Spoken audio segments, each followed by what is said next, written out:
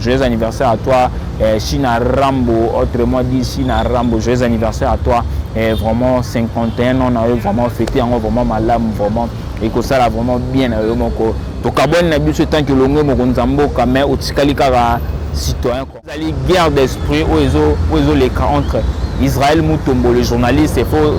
faut retenir que Israël Moutombo est PDG à la chaîne télévision Bossolo na politique. Donc guerre d'esprit aux les cas entre Israël Moutombo, PDG et Bossolo na politique. Entre les journalistes et Yves Bouya.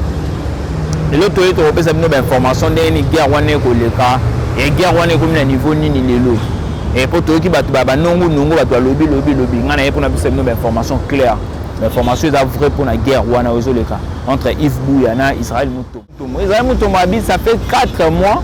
Yves Bouya fin à la TV. Alors, il y a TV. Yves Bouya journaliste. Si vous commencez à communiquer.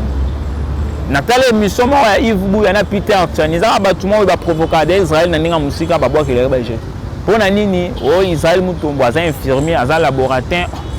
Il y a un mécanicien, comme un mécanicien, un journaliste. Il y a un centre à pic. Il y a un centre de centre d'encadrement pour un journaliste. Ok, mais qui n'a pas de chance, c'est Simbi. On a dit que les Canadiens TV, ça te voit bien sur le qui n'a pas 3 ans, il y a un centre de soin. Comprendre, mais qui n'a pas de chance. Le roi Israël Moutombo, mais qui n'a pas de chance, pas. Il y a Peter Tchani en plein plateau. Peter Tchani a tourné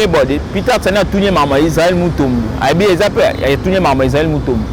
Yves Bouya le big Israël Moutombo, c'est un infirmier laboratoire.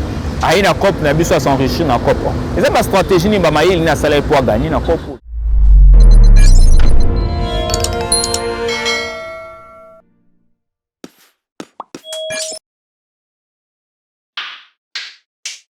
Chers internautes, merci vraiment Nabino Batoubo, Pessarabiso, chance sur Roland Arabiso, Nasen Nabino VM TV officiel et surtout na émission Nabino Bolinga Kaming actualité 243. Eux présentent Makana Imoko le vrai Jonathan Kanga ou Nazalaka wana mona msala Nabino pour représenter l'Arabino émission actualité 243 et bomoni vraiment absence moi ba mikole belé na émission actualité 243. Il faut retenir que Jonathan Kanga azali na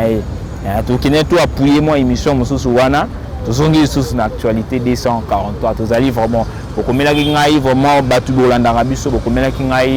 boni absence pour une actualité. Tout allez dans l'actualité, tout allez dans Biso, tout allez pour nous représenter l'émission Nabino Bolanda Rami. Actualité 243. Bon, mais son Nabiso Nabino Zalara, tant Bolanda Rabiso, beau commenter la Rabiso, beau partager la Rabiso, balia et surtout beau et Maka. Il y a un de Rosa la Biso force, il y a un de Rosa la Biso vraiment. Maka c'est Rosa la Moussala et une fois de plus, bienvenue dans votre émission Actualité 243. Avant d'abandonner l'émission Actualité 243, Tikana souhaité joyeux anniversaire à Naïmo Komona Mboka China Rambo, Joseph Kabila Kabange Tchapwe,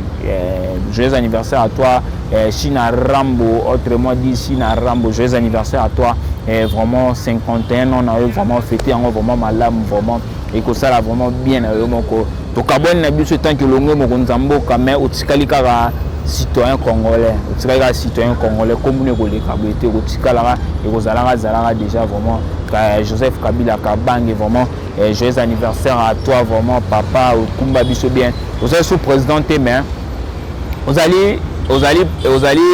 président honoraire, vous allez président honoraire, vous allez sous sénateur en vidant. Moi, je joyeux anniversaire à toi, le président honoraire Joseph Kabila Kabange. Pourquoi pas aussi dire merci à la Chine Mobimba. La Chine Mobimba, vous avez de partout dans le monde, la Chine Mobimba. Na PCBino Bambote, na biso to mona ki mère uti dia kobota. Mère na biso la baronne na biso Karim Mokonzi la baronne. A otaki déjà kobota vraiment. Merci et félicitations aussi na ye. Vous avez de partout na biso la Chine. Si ka to banda déjà émission na biso moko na lelo. Il y a actualité 243. Ils allaient surtout actualité moi vraiment ma classe yamboka na biso. Actualité vraiment ils ont dominé Mikolo ma classe. Ils ont partout sur côté actualité ils allaient guerre d'esprit ils ont les cas entre Israël Moutombo le journaliste. Il faut retenir que Israël Moutombo est PDG à la chaîne télévision Bossolo na politique. Donc guerre d'esprit ils ont les cas entre Israël Moutombo PDG et Bossolo na politique entre les journalistes et Yves Bouya. Et l'autre est ça une information d'une guerre wana ko leka et guerre wana comme na niveau nini lelo. Et pour toi qui bat ba nongo bat lobby ngana e pour na bisa une information claire. L'information est vraie pour la guerre wana ozoleka entre Yves Buya na Israël Mutombo. Et il faut retenir que Israël Mutombo azali parmi les journalistes au babundi pour comme lelo sika azali bo. Boye bati Israël Mutombo abimika atelelo kwa batu musu abimika abodo ba fouiller jour moko. Ba fouiller yo kinde ma me fani. Israël Mutombo aza parmi ba élite au batu babundi pena pour copier commander comme lelo comme le PDG donc abundi pena. Et moi ils sont muke Israël Mutombo. Il faut retenir que Israël Mutombo abana en Afrique. Abana en Afrique va nous présenter émission na bosolo na politique. Représentera amora pas mbili yiki ndeto ba mbili ke côté ba yiki ke côté. To yiki ke côté Israël Mutombo fala longa. Israël Mutombo longa na Afrique. Etikali ndeko na biso Chiriland. Oya CNL Chiriland etikali kuna. Il va vraiment présenter émission bosolo na politique. Chiriland etikali melier. On va le monsieur à charge, le monsieur en charge wana. Yo oya be Emilio. Donc Emilio pe na chaîne na émission. Donc yo Emilio na chaîne, Emilio na émission. Ndenge salari Chiriland, Emilio Chiriland, Emilio Africa, Emilio pe bosolo ya Africa. Israël Mutombo longwa ki na Africa. Ake ko proposer pe na Congo web. Na Congo web pas proposer na EP espace. Congo web pe ba boya ba pesa EP espace. Israël Mutombo bandaki na espace azoleka azoprésenter l'émission na ndeko na biso Trésor Kalafai opé akoma na émission na plateau de vérité les kaka na Congo web. On tout l'accepter nous parcours Israël Mutombo. Akoma na Congo web pe a présenter na Congo web on offre $700. Les kaka tout ça banane no ba invité ba $50 ba $60 pas ba $100 évolution pas Israël a ba invité ba mo fouté ba $200. Donc moi avec $200 Israël peut-être en a 3 invités au senti qu'Israël ça moment équilibre moi bien $600 en ezana 200 3 personnes. Baka ndenge les kaka pour le chaîne ba ke les zoua Israël je me suis présenté baka les pauvres au PDG alobaki yo moyo kota présenter ça. Wana les gars déjà na pesa dia bino mbongo ya mois mususu donc na pesa bino wa mbongo wa 2 mois on a zana mois wana mususu. Au TPD zabaki au lekate au tourner télé. Azongi na épée ndako mais azaïda ko sinikana invité azongi na épée tout ça. Akati na parquet tout ça donc on offre 700 il faut pas mettre à 1400 il faut aussi madame. Parce qu'il n'est pas na ba marampe ba justice tout ça tout le monde équipé Israël Mutombo ça la conférence de presse imora lobaki. Tant que non a vu chaîne yanga mokote na ba no leka na ba chaîne ya ba mususu. Parcours Israël Mutombo longo pe na Congo. Alors on peut na Congo web à Kenae à qui proposer peu espace na PES TV. Bon PES TV étant que peu boss ya chaîne azarani mutema polele andimé peu espace Israël a omo leka Israël a meka pe stratégie o papa na biso Zakari baba so ameka biso stratégie wana sombela Zakari menteur sur menteur wana sombela Zakari baba bes menteur ba tu bazala mutema malon pe ba aider Zakari pour na refoncer chaîne ba chila Zakari baba biso ba o totanga na luanga awa biso totanga na luanga pour na resombela Zakari baba baso menteur pour na resombela menteur biso totanga na ba luanga a chila ba Zakari baba baso bambongo pour na resombela ka menteur to chila ba nga à l'époque na chila Zakari baba 500 francs à l'époque vous avez bana mike to totanga na école primaire sombela Zakari baba c'est menteur to tinga na chila 500 francs ko bando le gabna mais kitunga pene za kitunga na basale ba le gasombela Zakari baba su menteur na batune ba latini na Zakari baba ne Israël Mutombo pas maîtrise stratégie wana sombela Israël pe menteur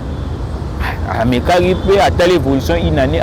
ba mpe pesi Israël Mutombo asali pe chaîne na bosolo na politique makambo Israël par makambo bandi bosolo na politique ayambaka bato ba invité balé Yves Buya pas ali journaliste pe mboka na biso Yves Buya on va propos à Israël Mutombo abi ça fait 4 mois Yves Buya finga ka na TV alobaka mabe na TV Yves Buya journaliste ti ba commencer ba komi na telle émission ya Yves Buya na Peter Tchaniza ba tout le monde va provoquer d'Israël na ninga musika ba boa ke le baje pona nini o Israël Mutombo aza infirmier aza laboratoire ye lo pe ninga na zabo mécanicien so monika copa mécanique na mécapé journalisme OK non pe na centre à pic OK non ba centre zébé ba ina ezébélé ba centre d'encadrement pour comme journaliste zébélé OK o meki na pe chanson et simbi o ba nini pe koleka na ba TV za telo wa biso ba otoki na ba ina na ba 3 ans pe na ba ina o pe na ba centre monsieur Swan comprendre o mécano pe chance le voit les amis tout ma meki ne pe chance pas mo simbi non If Bouya 4 mois les kana TV ko finga Israël Mutombo ko ba mabe Israël Mutombo pona nini Israël Mutombo selon ye il paraît selon ye Israël Mutombo ko kangama na régime actuel Israël Mutombo bonam mais c'est dit non soit kangama na régime actuel mabe zawa bino quand si tozanga na époque wana kaka il faut kangama na bato kaka ya bato ya bakabila bato bananta bato balamuka tout ça Israël Mutombo soit kangama na régime actuel ça mabe pour la niba partout tout ça pour ça attaché de presse na sport attaché de presse ça va passer va attaché de presse va jouer va attaché de presse ba homme politique va attaché de presse mais ceux Israël Mutombo va attaché de presse à Mutombo ma beza 4 mois il faut ya finga Israël Mutombo finga ka Israël Mutombo a répondre à na été Israël Mutombo bien à soit fini azuka image à bomba fini azuka image à bomba a récolter ka image dès la journalisme to ba to récolter ka information a récolter ba image ningi za a récolter ba image ningi za 4 mois finga Israël Mutombo qui reporter plainte a bima wona na INPS batali dossier ba bazon fait Israël Mutombo dossier mo la dossier né Israël Mutombo le quoi za maele makasi a porté plainte na parquet général ya parquet général ya Boni a porté plainte kuna Yves Bouya ngai na tale émission à Yves Bouya na Peter Tchani en plein plateau. Peter Tchani a tourné bodé. Peter Tchani a tourné maman Israël Mutombo. Abi ezape a tourné maman Israël Mutombo. Yves Bouya le big Israël Mutombo, c'est un infirmier laboratoire. A une cop na biso s'enrichir na cop. Et ça pas stratégie ni ba maïl na salaire pour gagner na cop. Alors big Israël Mutombo na ba cop mo boy. Ba comment na boulevard mo bo na boulevard wana na Ekiti pour kota pour kine. OK ne forest com. Ba telemi wana su ba telemagi mabe su ngeni abi pa mbila ye ba Ivu ya ba na ka Israël mbila ye tombila ye ba Ivu ya ko banga Ivu ya la carte na yen pes ba bazong c'est les cartes Israël Mutombo par l'accès sur carte mo ba ti mo ba li Ivu ya tuni mona ma yo carte no la biso do la ba carte yen pes ba lende biso carte no la Israël a biso monter ta carte ya aner Yves Bouya tuni yo ça wana ani habité wana za mama privé mais faut baguer azaï peut attaché de presse ya Kanyama azaï attaché de presse ya Kanyama yo la carte wendeng desika ba mutema mabe kota yango wana lelo basangani ko bakitisa Israël Mutombo basangani bango tout il faut savoir que basangani bino tout bosangani ba journaliste tout ya Congo te ko ba journaliste nyonso tende basangani na bino ko ba biso ba journaliste kanga onde to sangani na bino mana émission on singele ko tati et pas yemoko le PDG ya boso na politique Israël Mutombo sango soko ta l'émission na biso Israël Mutombo ko banga te biso ba journaliste kanga kozana sima na auto rocha au poids dossier il faut que na suka ko ba basangana gi bango ba journaliste basangani binga biso to ko sangana to ngana ko ba do salela bango be mission chaque jour chaque fois na salela bango be mission pour na oloba Israël Mutombo a se sentir lésé ko finga na TV na sali loko to ko finga Israël Mutombo a za failli te Israël Mutombo a le président Fatite Israël Mutombo a za Shadar to ko finga o message ko loba ma a citoyen congolais zo bunda na musa na yo finga mais il a porté plainte apporter plainte peut arriver que peut bazuper Yves Bouya peut bakeni na parquet alala na parquet l'autre moni ba information ils ont les sur internet Yves Bouya ba enlever te muto enlever Yves Bouya te to lo ba mamu za vrai ba kangi Yves Bouya ndeko kanga ba enlever Yves Bouya te Yves Bouya lobi na muto kane ba ibe $500 et pas ba Jean Ania Bajan anya ba oyiba mbongo ba bazo kanga ba yiba mbongo ba yibi mbongo te ndenge nini ko luka ko matsaka ba information de o masquer ba makambo masquer ba yibi mbongo te bino bo sali complot pour na Israël Mutombo bino to mona ga bino bo ba mbanga biso to uta ifasi biso to uta boy ebele pe bo uta ba ifasi ko na pe musama malonga to mona ate Dani Kimvula so Dani Kimvula a uta ifasi hale kana kiosk allez dans kiosque, allez na club 50 les pas papa même Jean-Marie, allez quatre. Il y a des qui font la lobaga pour l'hôtel mais la vision chef de l'île. Allez dans kiosque. Kiosque nous à français, allez gars allez na club 50 ou club 50 à télé 50, allez kakuna. Allez kakuna ça, allez kakuna loba. Te me sans loba na TV to yé to là ti soin to pas ba parfait to pas ma futa to pour to loba na TV pour loba mabe pour na loba mabe te mais pour na finir président Fati président Fati la président o azo sunga biso lelo et ça dit bien tout dans président wa Fati. So pour na ni le président Fati ceux qui Israël Mutombo ba soutenir mabe za. Toi soutenir président Fati, tu dois soutenir les visions à mon ambo le président Fati. Mabe za biso ya soutenir vision ya président Fati beta. So no omoni mabe wa. Mabe za pia zo soutenir vision à mon ambo le président Fati. Mabe za tout le monde peut battre nous souper ya peut perdre ba dialé lo peut perdre ba lobby o biso to les gars sur na plateau ya Israël Mutombo te to moni ba to peut perdre to moni pe kulutu na ngai Mike Mukeba lobby o les gars sur kuna te oh obi bo ko kamusanga ceux qui 5 personnes ba bigi ba les gars sur na plateau Israël Mutombo te lobby ba politiciens nous so mboko ba les gars sur kuna ezaba maramu to mona Israël Mutombo a bien faire rigola na plateau bato babenga sobo soki ba wanani soki ba nani ba omi kotelema o ndenge nini Israël Mutombo ko moyamba ba innocent ko moyamba banani Israël Mutombo ba pasteur na plateau ne politique ezanga teke to fanto ba politique attendez to teka ma pesa politique ne bana ba ina classe ba politique pe so politique ezanga foto ba ta politique tout ça so ba mbi faire rigola na plateau ne ma beza wa alinga changer ka stratégie mo ma beza wa ma beza wa ayamba ki rite mo kwato ayamba ki rite mo kwato ndolo ayambi nani ayambi fait rigola ayambi nosbi autu amba susu staro nani autu amba su alège ayamba ba pasteur ba mukuna ba tout ayamba ba ngona plateau ni pona osala ka ben émission na ka ben na ndenge za actualité zali po to ni to kasa actualité zali faut ba actualité le Yves Bouya ne tozo ba Yves Bouya dans la prison à Makala papa Israël Mutombo PDG a bosso na politique dossier o kene na otina suka biso ba Jonathan Kanga tozana sima na to kocha au poids dossier faut que na otina suka il ngole bateke mutu so osala musane bien alobaka bien ba souté a tsane de bon journaliste le tomoni Christian Bosembe c'est un avocat mais alobaka bien dans locution bien habité faut ngapena ko talanga copie journalisme ya ameki lelo azana chaîne ya télévision kitoko chaîne ya kitoko bino bato boza ba journaliste bosali nini lelo ni bosali chaîne ya télévision malamu bosali moye bisabiso Peter Chani asali chaîne na mbongana ba soutenir ya ba Moïse Katumbi pour ça la chaîne o biso tout oyebi ba Moïse Katumbi ba soutenir o azalaka Pierrot Louwa Akimi ki États-Unis asala ni ye grand journaliste ça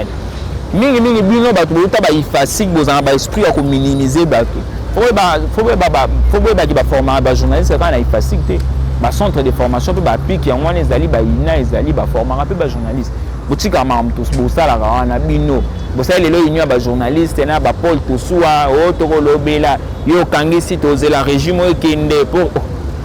ce régime ekende Israël Mutombo afa na mboko te Congo eza pona biso tout Congo eza ya mutu tout nga ba Congo eza ba politicien te eza ya biso ba journaliste te Congo eza ya mutu tout Congo eza ya biso tout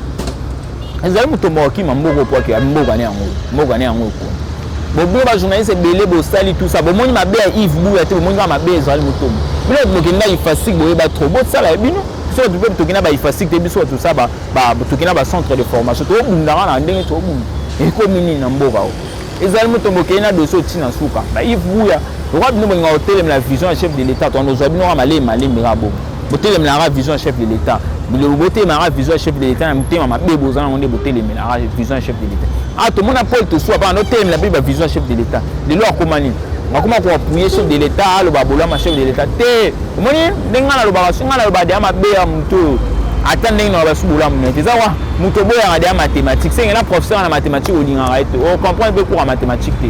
ata prof na salle bola mo lingara ete et ça lo langa na lingaka Barça te ata Barça gagner 1000 à 0 non c'est pas na Barça te non c'est pas na Barça te zawa binu ne boyina Israël Mutombo bosangani sko union na bino ba journaliste ko sa Israël Mutombo beba ke Israël Mutombo azayi moko de biso ba Jonathan Kanga président sima Israël to Israël Mutombo poa émission on non c'est pas ba lien ndenge partager mais combattre pas Israël Mutombo biso ba Jonathan Kanga to poa dossier au faut qu'il na otina suka ola lisate faut qu'il na otina suka il faut ce ba moi minimum ya respect pe faut ezala en vis-à-vis ya ba moi minimum ya respect faut ça to awa ba journaliste botelemaki botelemelaki anano directeur sportif ya RTNC za nani papa botelemela kabulo po nya bengi ba joueur et escroc botelemeli bango parce que yo finga comme 4 mois il faut telemela yo il faut landela yo faut le pourquoi finga nga na sala yo ni faut landela ngo Israël mutombo kenena doso tina suka ok na tina suka to mona ba guerre ezala awa ba guerre ezala awa ya Zakari baba suna papa na biso mudianvita nani komunero kimanga ya Zakari baba suna mudianvita komunero kimanga mukolo baraka bazalaka pe na ba guerre ezalaka me baba no finga na te baba no loba na ndenge ya musala le kyo le kinga guerre ezalana ya ndenge ya musala ata Messi ndenge azana Messi bi guerre ne ezalana Cristiano ezalana ndenge ya musala ba okuta na basololi so lingi guerre ezalana ndenge ya musala ezate aussi ma individu Israël mutombo a regretter un comportement Yves Bouya au finga ye tout ça ma ndenge ezali malamu merci na bino bato bozwaki libaku ya Rolanda Jonathan Kanga na émission actualité 243 bo sepelaki une émission o nenaetsano o misano bo partager ba lien bo s'abonner bo commenter et on est au plus ça force sur ça là vraiment musala kitoko na komi na suka émission o tika na dédié en vraiment na madame Verlaine Mo qui est polo chaîne o merci vraiment na confiance pour fidélité au pesanga Jonathan Kanga pour na osala vraiment musala kitoko merci et pourquoi pas na saluer ba la Chine mobimba na pesi bino ba mbote to ocho komona maman na biso autorité morale na biso Karine Mokonzi auchi ko bote na biso mwana kitoko merci vraiment na bino tout bozaki de partout Rolanda biso bo s'abonner bo partager to kotani mikolo roya pour na ba nouveau numéro na biso